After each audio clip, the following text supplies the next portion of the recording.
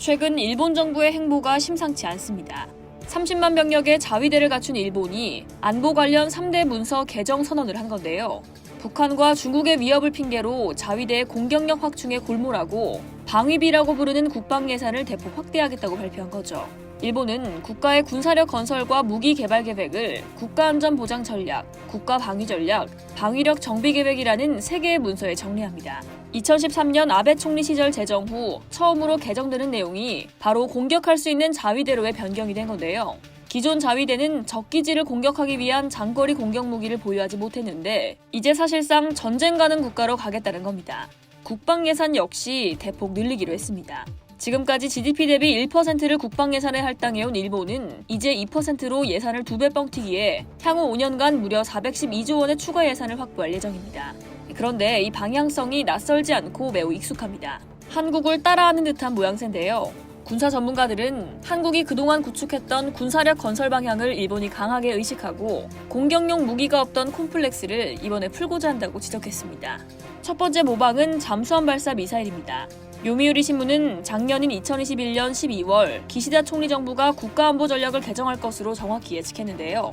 그 수단 중 하나가 바로 일본 해상자위대의 잠수함에 순항미사일을 탑재한다는 겁니다. 전 세계에서 핵잠수함이 아닌 재래식 잠수함에 순항미사일을 탑재하는 나라는 몇 개 되지 않죠. 대한민국 해군은 2010년부터 해성3 잠대지 미사일을 손원일급 잠수함에 탑재해 2013년에 발사 영상을 처음으로 공개한 바 있습니다.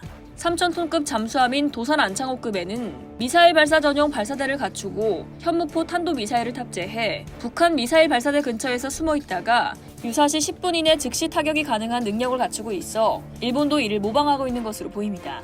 두 번째 모방은 스텔스 크루즈 미사일입니다. 크루즈 미사일은 비행기와 같은 제트 엔진을 갖춰 느리지만 정밀 타격이 가능한데요. 지금까지 일본은 12식 대한미사일 등 함정 공격용 미사일만 갖추고 있었습니다. 한편 한국군 미사일사령부는 현재 사거리 1,500km급의 현무3C 미사일을 배치 중이죠. 지난 11월 일부 한국 언론에선 한국이 이미 사거리 2,000km급 신형 현무3D형 개발이 끝났고 미사일사령부가 현무3D 운용부대를 창설 중이라고 보도하기도 했는데요.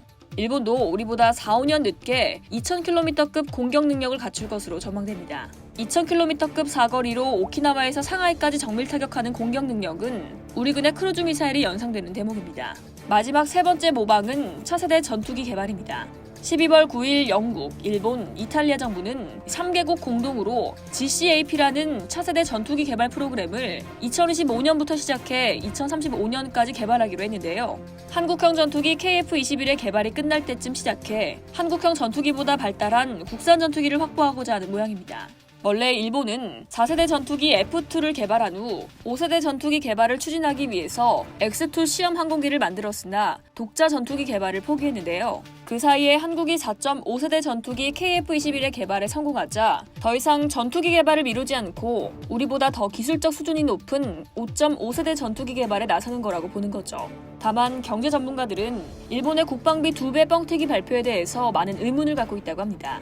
일본은 세계 제3위의 경제대국이지만 국채이자 지급과 사회보장비 지급에 국가 예산의 70%를 사용하고 있어 이번에 이야기한 공격무기를 갖추기 위한 예산을 확보하려면 국가 부채를 늘리는 국채를 발행하거나 법인세, 소득세, 소비세 등 주요 세금을 높여야 하는데 이것이 쉽지 않기 때문입니다.